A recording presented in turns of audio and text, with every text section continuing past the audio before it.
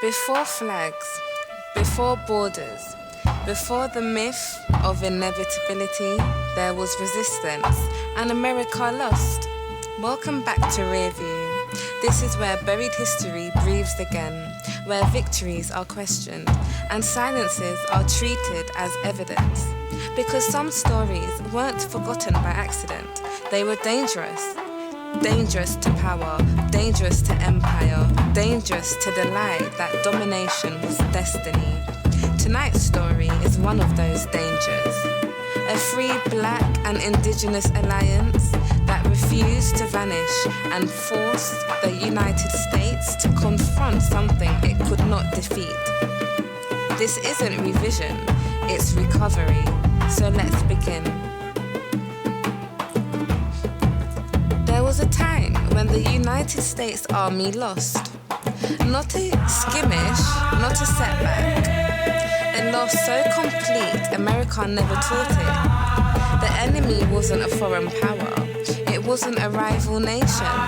It was a community of escaped Africans and indigenous allies who refused to disappear. They were called the Black Seminoles, and they broke the myth of American invincibility. In the 1700s, Florida was a borderland, Spanish, British, and American powers fighting for control. For enslaved Africans, it became something else, a doorway. Escaped Africans fled south, away from plantations, into Seminole territory. Not as servants, not as property, but as partners. They built autonomous black towns, armed, trained, and ready. Freedom here was not theoretical, it was defended. The Seminole people did something unthinkable in the slaveholding world. They welcomed black fugitives. They intermarried. They shared land. They shared military strategy. This alliance created something the United States could not tolerate. Free black people living openly, with weapons, leadership, and sovereignty. To the US government, this wasn't just a threat. It was contagious. The United States demanded Florida, but more than land, it wanted control.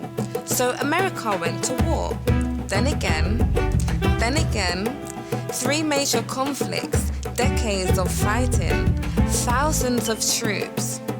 This became known as the Seminole Wars. But buried inside that name is the truth. The Black Seminoles were the backbone of resistance. They knew the terrain, they trained the fighters, they refused surrender. US soldiers marched in formation. The Black Seminoles disappeared into swamps. They struck without warning. They vanished without pursuit. Entire American units were ambushed, humiliated, and destroyed.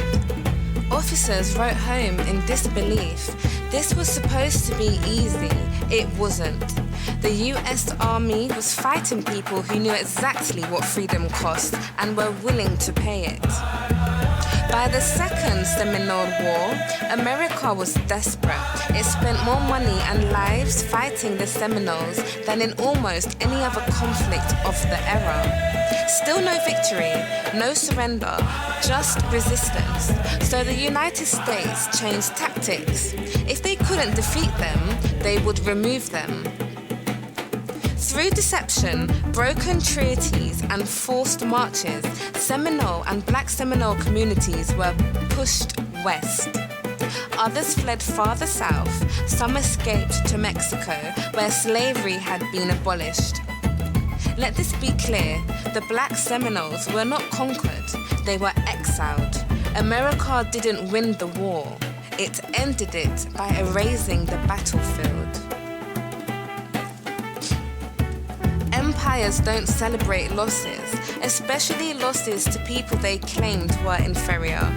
A free black military community defeating the US Army shatters the story America tells about itself.